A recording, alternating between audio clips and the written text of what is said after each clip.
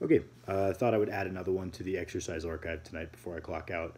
I'm kind of going through what slot an exercise goes into, why we do that slot, and how to execute them to maximize your results.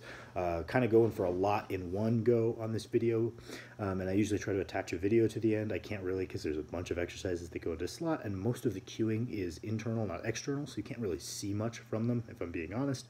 And that is the bracing drill slot that goes before you squat or deadlift, or do any variation of them. Generally speaking, you kind of have two camps of people. There's people who just train their abs and say you need strong abs to prevent back injury, and then you have people who say bracing is a skill. You don't need to train your abs, you need to practice bracing. Generally speaking, I like to advocate both. The slot for abdominal strengthening usually goes after you squat and deadlift at the end of those days because they are antagonistic or supplementary muscles. I do advocate training those. I think there are benefits to it. That being said, I also very much am willing to admit there is a big skill component to bracing, and like any skill, the best thing to do is to practice it and practice it often.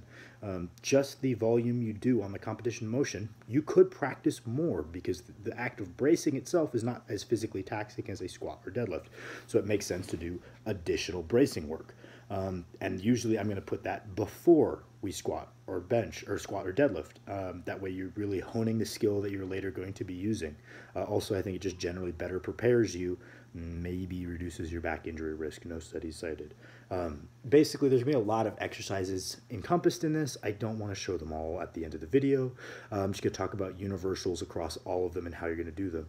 Exercises that might fall into this slot that you might see in your program are like a max effort plank, a 90-90 hip lift with breathing and bracing, bird dogs, dead bugs, banded dead bugs, weighted dead bugs.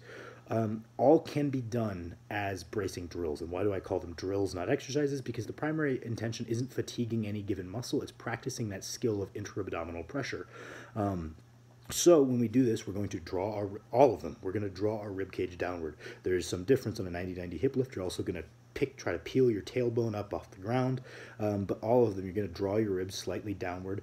You're going to breathe into your stomach. I think people get really technical with the language and talk about, oh, it's diaphragmatic breathing. Oh, technically that's not diaphragmatic breathing. There's no such thing as diaphragmatic breathing. Honestly, I'm just going to try to boil it down as best I can because I think that all makes it really inaccessible to your average person. Breathe into your belly, right? That's the first step. You can discuss about directions and whatnot once you're there, but till you're there, don't think about that. So you're going to take in a big breath into your belly. As far as how you breathe, I know a lot of people do like to breathe through their nose as much as they can, and then take one last gulp of air with their mouth and force that down to get extra air into their stomach. I don't really do that. I just breathe through my mouth. I try to not open my mouth really wide when I do that. Tend to mess stuff up. All of that doesn't really matter, and you're going to think about breathing it all below your rib cage, and you're going to think about pushing out in 360 degrees. And if you had a belt, you'd practice pushing out into the belt. Pushing forward is the first one. That's really easy to get. The second, most people can do that. I think by the time you're a semi-technically proficient lifter, you can push forward. The next skill is pushing backwards into your back, and I think this is extremely valuable in going from an intermediate to an advanced lifter. Then you can think about pushing side to sides and pushing out into the sides of your belt.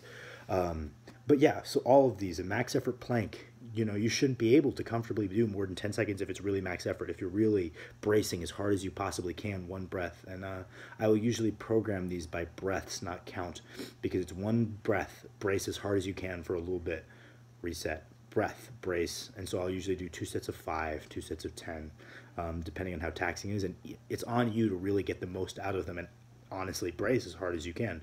Another one is those kettlebell push-outs where you like lie down, put a kettlebell in your stomach, push it out. Those can have their place, and if I'm being honest, I rotate these exercises almost completely at random. Why? Because they're drills, and there's technical elements that can be learned from each drill that might improve your competition lift, and specializing in a single drill might not be the best idea. So you just try to apply the same principles to all of them. That being said, there's a lot of better videos on how to go about bracing than this, and I suggest you look into them if you're at that point where that's really what you need to be honing in on. That being said, these bracing drills, don't skip them. please, they're very beneficial. It is a very distinct skill that differentiates you and someone a lot better than you. Definitely worth doing. Very good way to get warmed up. You know, they're going to raise your core body temperature and get that benefit of warming up like anything else that involves straining will, but you're also developing a very important skill. I decided after the fact I wanted to tack on some extra execution information for each one. You know, a max effort plank, you're really focusing on breathing in to your belly, bracing as hard as you possibly can, drawing those ribs down. You're not just bottoming out a plank and sitting there. It's really easy to cheat a plank. A max effort plank should be very challenging for a very brief period of time. It's not that bottom out your joint shit that people can do for 10 minutes. And your butt might be a little bit up in the air. That's okay. That means you're really driving down. You know, a bird dog, everyone fucks those up. You're going to go and you're going to lock your ribcage down, and you're not going to let your back go into extension. You're going to tuck your chin back. You're going to try to keep neutral's range, blah, blah, blah. And you're going to push your hand back and the opposite leg. And you're going to focus on not letting your pelvis tilt anteriorly to let your leg go back. All of that motion is going to come from your femur.